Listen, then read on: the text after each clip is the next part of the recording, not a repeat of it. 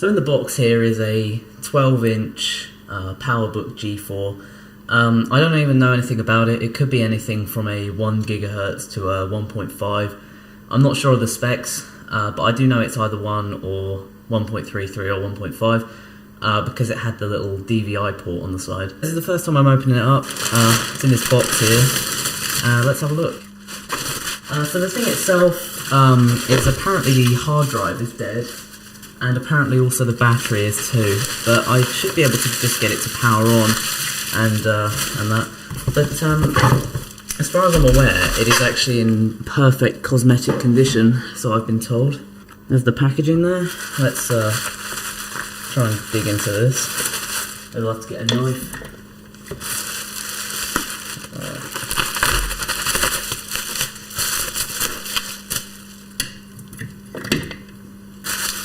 Oh wow, look at that. That's gorgeous. That this really is a nice looking machine. Yeah, look at that. Wow. Okay, so I got a couple of things to compare it to really quickly. I'll show you that now. So here we have the iBook G4 and the PowerBook G4 side by side, and as you can see, the iBook G4 is just a tad longer.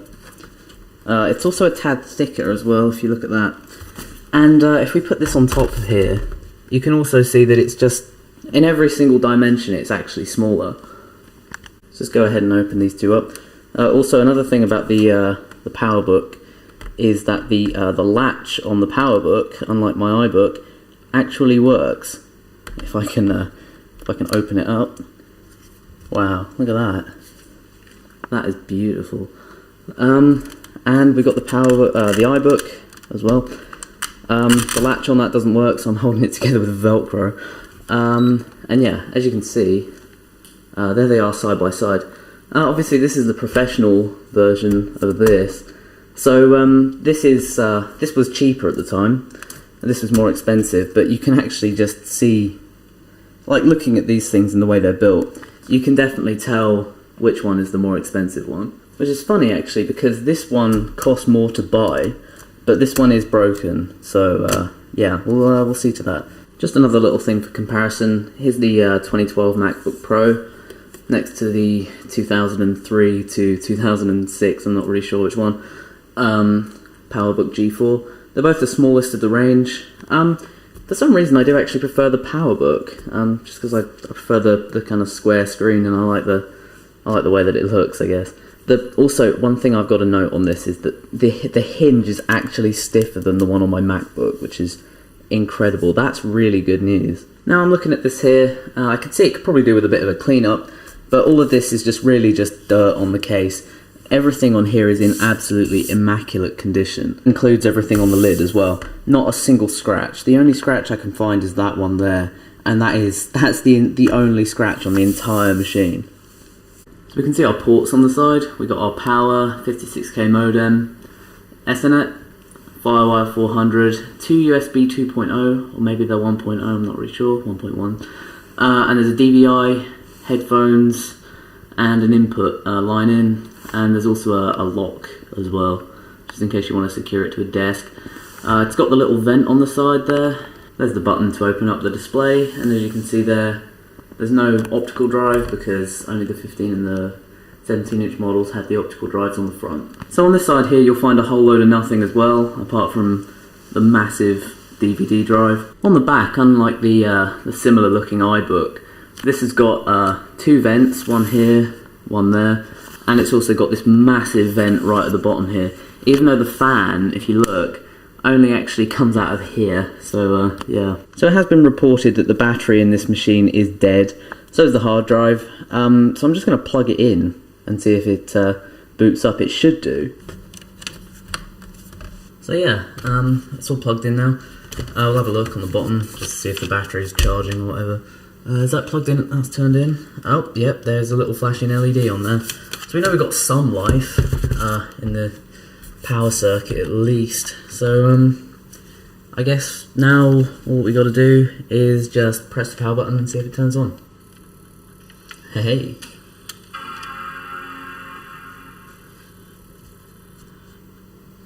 Right, so there we go, it actually works.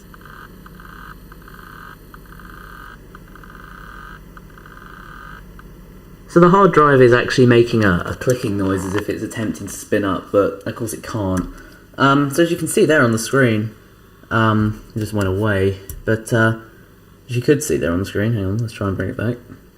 So there on the screen is the famous blinking folder question mark thing. Of course it's going to do that because the hard drive's dead.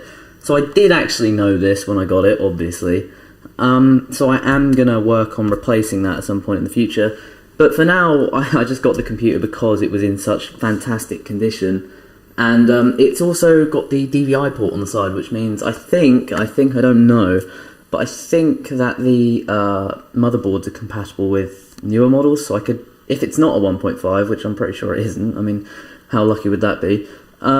But if it's not a 1.5, then I could always just throw in a 1.5 motherboard and have a perfect condition 1.5. So I went through all the process of cleaning it. I just used window cleaner, and this thing looks really good now. Like, I mean, this thing is, like, this thing looks good. That's obviously it's got some kinks to work out, like the hard drive is dead. But one thing I would like to do, last of all, would just be to get the Ubuntu CD, there it is, and just slip that in the drive there, and I'll just, you know, see if it boots off of it. If it doesn't, then, you know, whatever. That means I've got something else to figure out what's wrong with it, but if it does, then we're going to be good. Let's give it a try.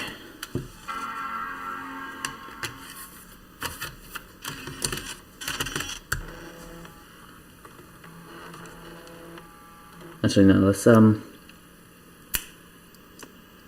take the battery out, just because I want to make sure this thing's getting power from here, not the battery. The lid is actually so stiff that I can, like, stand it up when it's like this.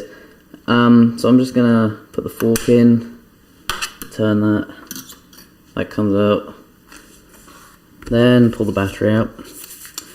Huh, this almost looks just a tad different than the one in the iBook. I wonder if I can put new cells in this. Okay, so I've just set it down. So the power supply is no longer trying to charge a dead battery. I think that might have caused the computer problems getting power. So let's plug it in. Move the fork. The disk is in the drive. Let's see. Hold down the C key. We'll just see if anything comes up on the screen. As you can see, there's the boot information there for Ubuntu 12.04. Hit enter. See where we can go from there. If this works, well, wouldn't be a surprise, but if it did, then that would be really cool, I think. There we go. NVIDIA display. I wonder which model this is. I don't know if all of them had NVIDIA chips or GeForce chips, some of them, I don't know. Let's just see what happens. Aha! There it is, Ubuntu 12.04. So let's just see if this ever gets past the loading screen, and we'll see if it boots. I think this little notebook computer looks so cool as it is. I mean, it's in pristine condition, it's tiny, it's just so portable, it screams portability. But I just think the design is, still today, I think it holds up really well, and I think it looks really good.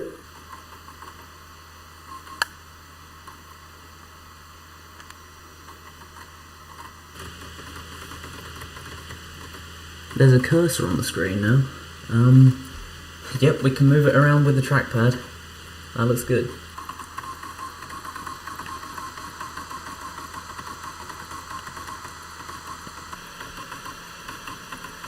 Alright, so now we've reached a point, up there it says Ubuntu Desktop. There's some things going on, maybe not. This thing is properly messed up. This disk never works on, like literally this disk has never worked on any single PowerPC Mac I've tried it on. So I'm not going to blame it on the PowerBook, just because I know that this disc can be really finicky. So instead, I'm going to run upstairs and get a 10.5 Leopard disc, and we'll see what that does. Okay, so here it is, 10.5 CD. The reason I have this is because the guy who sold me the PowerBook G4, iBook G4, the 12-inch one that I just showed you, did bundle this with it. I do have a legit version of this disc, but I don't know where it is, so go me for losing it, I guess. So yeah, okay, so there we got it. Blinking folder, hard drive still grinding away to itself. It's not going to get anywhere. Stick that in there. Let's turn this off. I don't know whether it's going to find a... I'll just keep going. So let's turn that back on. Let's hold down the Option key this time and see what happens. Nicely done. Okay, so clearly we have a picky machine here. I will get a microfiber cloth. Here is a microfiber cloth. I'm going to get the disc, clean it off, you know, because these things don't like to be played when they're dirty. So, I mean, this disc is pretty clean, but, you know, just in case, let's slip it back in again.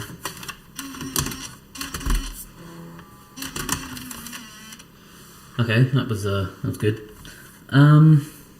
What other options have I got? I have a Tiger install CD. So now I'm back. Went upstairs again and got these totally legit 10.4 install discs. I'm somewhat confident that these should work, at least. It's making noises, which is a good sign. Alright, let's click on this little reload button. See what it does. Aha! And there we have it. So we're naturally just going to click the arrow, and there it is. That looks pretty good on there.